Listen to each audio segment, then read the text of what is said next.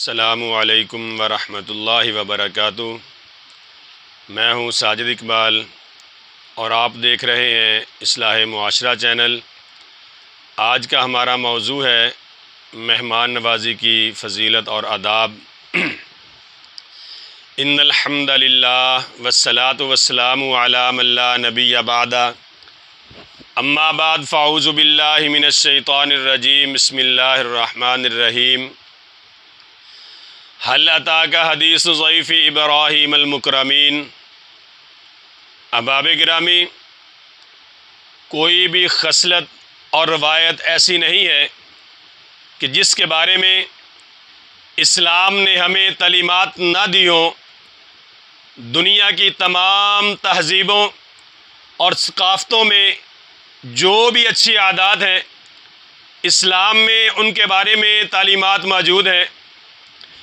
اعلیٰ اخلاقی اقدار ہوں یا روایات ہوں، ان اعلیٰ اخلاقی اقدار اور روایات میں سے ایک بہترین روایت مہمان نوازی ہے۔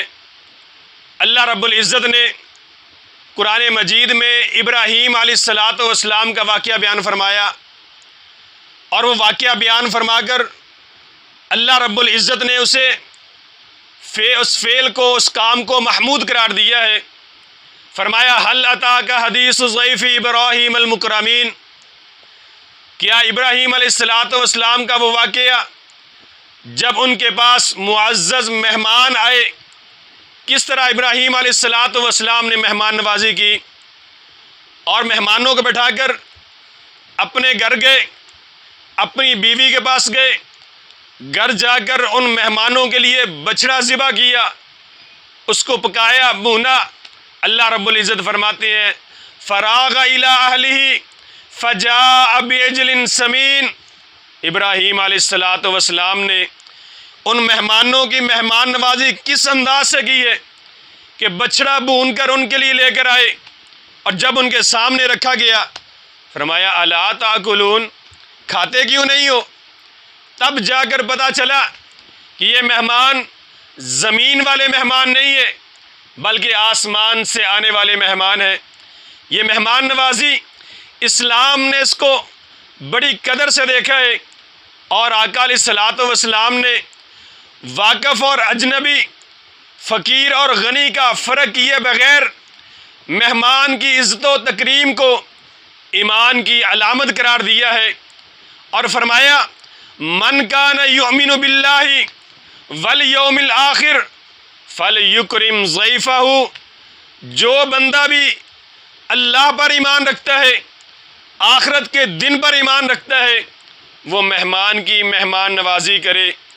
اور پھر آقا علیہ السلام نے فرمایا مہمان کی مہمان نوازی جو ہے، ایک دن اور ایک رات خصوصی اہتمام کے ساتھ کرو، اچھے طریقے سے مہمان کی مہمان نوازی کرو۔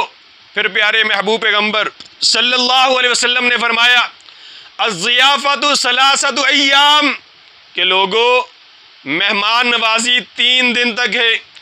اگر مہمان 3 دن سے زیادہ آپ کے ہاں ٹھہرتا ہے تو پیارے پیغمبر صلی اللہ علیہ وسلم نے فرمایا فہو صدقۃ علیہ، اگر آپ پھر بھی اس کی مہمان نوازی کرتے ہو تو یہ صدقہ ہے۔ اس میں ہمیں ایک ادب یہ بھی بتایا گیا ہے کہ جب مہمان ہمارے گھر میں آئے، خوشی کے ساتھ اور بغیر غصہ کیے ہوئے، بغیر اپنی پیشانی پر سلوٹے ڈالے ہوئے مہمان کی مہمان نوازی کرنی چاہیے، اور پہلے دن پہلی رات خوب اچھے طریقے سے مہمان کی مہمان نوازی کرے، اور 3 دن تک مہمان کو مہمان بنا کر رکھے۔ اگر 3 دن سے بھی زیادہ وہ رہتا ہے، پھر فرمایا گیا جو کچھ بھی آپ اس کی مہمان نوازی کرتے ہو وہ صدقہ ہے۔ آدمی چھوٹا ہو یا بڑا، اعلیٰ ہو یا ادنا، مہمان نوازی کرنے سے اس کی عزت میں کمی نہیں آتی۔ اگر ہم طریق اسلام کے اور آنکھ اٹھا کر دیکھیں تو ہمیں خلیفہ عمر بن عبدالعزیز رحمۃ اللہ علیہ کا واقعہ، اس واقعہ کے متعلق، اس موضوع کے متعلق بہترین ہدایت کا بہترین ایک چشمہ نظر آئے گا۔ عمر بن عبدالعزیز رحمۃ اللہ علیہ فرماتے ہیں رجا بن حیوہ وہ کہتے ہیں کہ میں ایک رات عمر بن عبدالعزیز رحمۃ اللہ علیہ کے پاس گیا، رات ان کے پاس گزاری کہ رات کو چراغ جل رہا تھا، اچانک جلتے جلتے چراغ بجھ گیا۔ جب اندھیرا ہو گیا تو عمر بن عبدالعزیز رحمۃ اللہ علیہ اندھیرے میں آواز دے کر مجھے پکار کر کہہ رہے ہیں کہ اے رجا، چراغ بجھ گیا ہے اور جو ہمارا خادم ہے وہ ہمارے پاس ہی سویا ہوا ہے۔ تو رجا کہتے ہیں کہ میں نے کہا کیا میں خادم کو جگا دوں، وہ اٹھ کر چراغ کو درست کر دے؟ تو عمر بن عبدالعزیز رحمۃ اللہ علیہ فرماتے ہیں کہ نہیں، وہ سو چکا ہے، اب اس کو بیدار کرنا درست نہیں، اس کو سویا رہنے دو۔ رجا کہنے لگے کیا میں خود چراغ کو درست کر دوں، چراغ کے اندر تیل ڈال دوں اور دیا سلائی جلا کر چراغ کو روشن کر دوں؟ تو عمر بن عبدالعزیز رحمۃ اللہ علیہ کہنے لگے کہ نہیں، مہمان سے کام لینا مروت کے خلاف ہے۔ پھر خود اٹھے عمر بن عبدالعزیز رحمۃ اللہ علیہ، خود اٹھ کر چراغ میں تیل ڈالا، دیا سلائی لی اور چراغ کو جلایا، روشن کیا۔ پھر روشن کرنے کے بعد واپس اپنی جگہ پر پلٹے، واپس آئے، واپس آ کر کہتے ہیں اے رجا، جب میں اپنی جگہ سے اٹھ کر گیا تب بھی میں عمر بن عبدالعزیز تھا، اور چراغ جلا کر روشن کر کے واپس اپنی جگہ پر آ گیا تب بھی میں عمر بن عبدالعزیز ہوں۔ یہ خلیفہ وقت ہے جس نے مہمان کی مہمان نوازی اس انداز سے کی ہے کہ مہمان کو چراغ جلانے کے لیے بھی نہیں اٹھنے دیا، کہا تم مہمان ہو اور مہمان سے کام لینا یہ مہمان کے لیے مروت کے خلاف ہے، اس کی عزت اور شان کے خلاف ہے۔ خود عمر بن عبدالعزیز رحمۃ اللہ علیہ اپنی جگہ سے اٹھے، دیا سلائی لی، تیل لیا، چراغ میں ڈالا، دیے کو روشن کیا، واپس پلٹے۔ پھر کہتے ہیں جب اٹھا تب بھی عمر بن عبدالعزیز تھا، جب واپس آیا ہوں تب بھی عمر بن عبدالعزیز ہوں۔ میری شان میں، میری عزت میں کسی قسم کی کمی تو نہیں آ گئی؟ مہمان کی مہمان نوازی کرنے کا یہ طریقہ ہونا چاہیے کہ جب مہمان گھر میں آئے ان کو عزت کے ساتھ، احترام سے ساتھ گھر میں رکھیں، اور جب مہمان اپنے گھر سے مہمان گھر کو چھوڑ کر جانے لگے، یہ بھی ایک ادب ہے کہ مہمان کو دروازے تک الوداع کر کے آئیں۔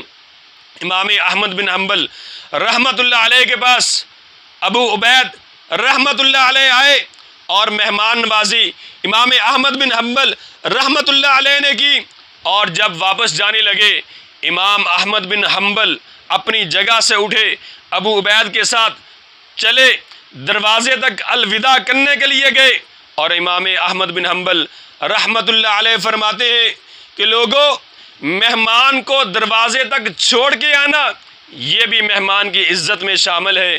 ہمیں بھی چاہیے کہ ہم اسلامی اصولوں کو اپنائیں، جب ہمارے گھر میں مہمان آئے اس کی مہمان نوازی کریں، اچھے طریقے سے مہمان نوازی کریں اور اس کی مہمان کا خیال رکھیں، ہر اعتبار سے خیال رکھیں، اور مہمانوں سے کام نہ لیں بلکہ ان کے لیے جتنا ہو سکے اپنی طرف سے ان کے لیے مہمان نوازی کریں، اور یہ ہمیں جو اصول اسلام نے دیے ہیں ان پر عمل کریں۔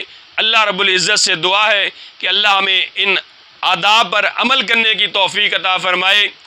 میں محمد ساجد اقبال آخر پر جو یہ کہنا چاہتا ہوں کہ جو احباب قرآن پڑھنا چاہتے ہوں میرا واٹس اپ نمبر آ جائے گا، جو احباب قرآن کی تعلیم حاصل کرنا چاہتے ہوں وہ رابطہ کر سکتے ہیں۔ وآخر دعوایا ان الحمد للہ رب العالمین۔